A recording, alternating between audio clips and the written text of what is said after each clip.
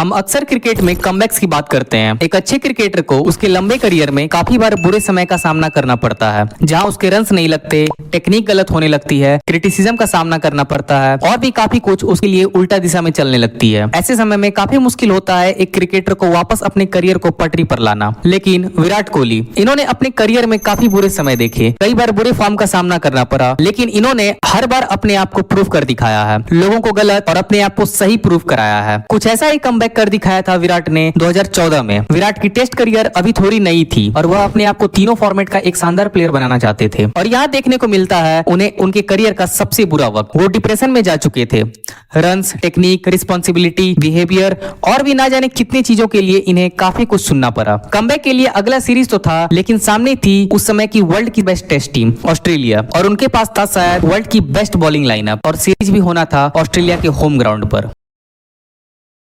साल था 2014। 26 वर्षीय Virat Kohli white ball cricket और आईपीएल में तो अपने आप को स्टैब्लिश कर चुके थे, लेकिन टेस्ट क्रिकेट में नाम कमाना अभी बाकी था। 2013 तक विराट कोहली के लिए लगभग सब कुछ अच्छा चल रहा था। उस समय वो इंडिया के बेस्ट यंग क्रिकेटर थे और लोगों को लग रहा था कि विराट कोहली अगले 10-12 सालों तक इंडिया को जरूर सर्व करेंगे और सचिन तेंदुलकर के एक सक्सेसफुल सक्सेसर के रूप में उभर कर आएंगे। 2008 का अंडर-19 वर्ल्ड कप, 2011 का वर्ल्ड कप और 2013 का चैंपियंस ट्रॉफी के साथ विराट के अब तक 6 शतक भी हो चुके थे। धीरे धीरे विराट मैच्योर हुए जा रहे थे और रिस्पॉन्सिबिलिटी से बिल्कुल भी नहीं घबरा रहे थे। लेकिन फिर चालू होता है 2014 का इंग्लिश समर, और इंग्लैंड होस्ट कर रही थी इंडिया इंग्लैंड के 5 मैचेस की टेस्ट सीरीज। हम इंडियंस को चाहिए था 2012 वाले टेस्ट सीरीज का बदला, जहां इंग्लैंड हमारे घर में आकर हमें 2-1 से टेस्ट सीरीज हरा कर गई थी, और वहीं इंग्लैंड टीम अपने घर पर किसी भी कीमत पर हारना नहीं चाहती थी। अगर हम दोनों टीम्स की स्क्वाड पर नजर डालें तो जहां इंग्लैंड के पास Alastair Cook, Ian Bell, Gary Ballance, Jos Buttler, Joe Root जैसे एक्सपीरियंस्ड और यंग टैलेंटेड प्लेयर्स का एक अच्छा कॉम्बिनेशन था, वहीं इंडियन टीम के पास सचिन तेंदुलकर और वीरेंद्र सहवाग जैसे खिलाड़ियों के रिटायरमेंट के कारण एक्सपीरियंस की काफी कमी थी। ऐसे में लोगों को विराट कोहली से काफी उम्मीदें थी, लेकिन शायद किसी को यह अंदाजा नहीं था कि विराट कोहली अगले 2 महीनों तक देखने वाले हैं अपने करियर का सबसे बुरा दौर। सीरीज स्टार्ट होती है और विराट कोहली टोटल फ्लॉप साबित होते हैं। 1, 8, 25 डक,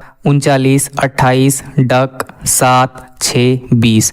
जी हाँ, यही रहा विराट के 5 मैचेस के 10 इनिंग्स का स्कोर, केवल 13.4 का average, and as expected India वो सीरीज 3-1 से हार गई। विराट कोहली को स्विंग और जिमी एंडरसन ने काफी परेशान किया। सीरीज के बाद फैंस और मीडिया ने एक भी कसर नहीं छोड़ी, जिसे जो मन में आया बोला, जिसे जो लिखना था लिखा। विराट बताते हैं कि वो उस दौर में डिप्रेशन में जा चुके थे और सब कुछ खत्म सा लग रहा था। What's the lowest you've been in your career? I think the lowest point in my career was England tour in 2014.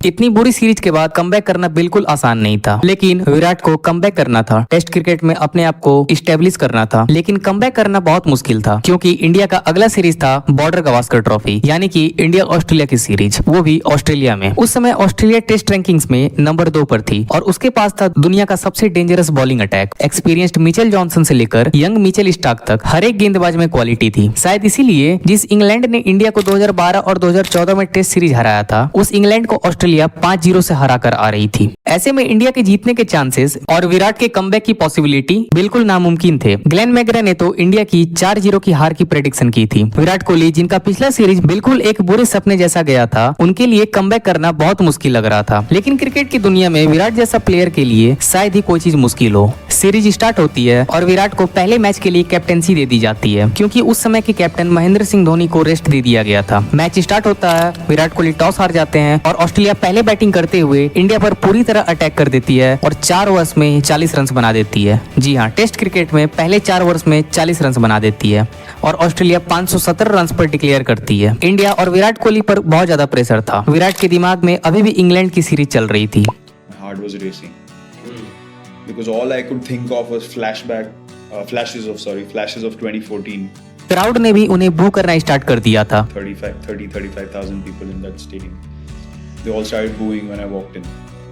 और ऐसी कंडीशन में भी विराट ने 115 रन की शानदार इनिंग्स खेल डाली और टीम को मैच में वापस लेते आए। इतना ही नहीं, मैच के अगले इनिंग में भी विराट ने 141 रन ठोक डाले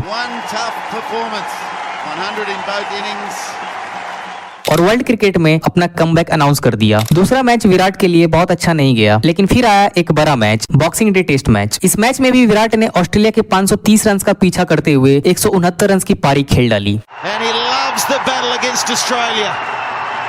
और ये थी उनकी टेस्ट क्रिकेट की तब तक की सबसे बड़ी इनिंग्स। इस मैच के बाद MS धोनी ने बिल्कुल अपने स्टाइल में बिना किसी को कुछ बताए चुपके से टेस्ट क्रिकेट को अलविदा कह दिया।